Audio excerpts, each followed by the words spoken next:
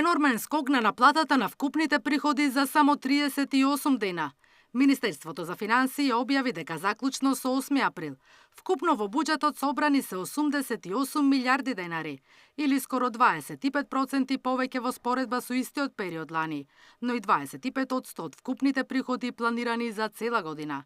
Во првите 2 месеци приходите во државната каса изнесуваат 47,5 милиарди денари, што значи само за 1 месец и 8 дена наплатени се 41 милиарда денари, или скоро 666 милиони евра. Бројките според Министерката за финансии најмногу се должат на неданочните приходи, односно дивиденди на државните акционерски друштва. Тоа значи дека наплаќаме дивиденди од оние институции кои што имале добри резултати во 2023 година. Почнувајќи некаде од средината на месец март, ние еднаш неделно имаме состаноци заедно со Царинската управа и Управата за јавни приходи, каде што ги разгледуваме поделните случаи, анализираме поврзаност на одредени компании така натаму, било да е во злоупотреби, било да е подценување во дел на наплата на приходи, поголема посветеност во делот на присилната наплата. И како резултат на сето тоа, особено во месец март имаме зголемување на наплата на приходите. Добро оди наплатата на приходи од царини, задоволен и директорот на управата. Во првото тримесечие собрани се скоро 480 милиони евра, или за 15% повеќе во однос на лани.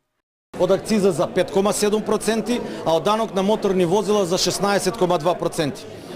По основ на извршени проверки и контроли од секторот за контрола и истраги наплатени се 20 милиони денари, а донесени се и решенија за дополнителна наплата на износ од 5,7 милиони денари.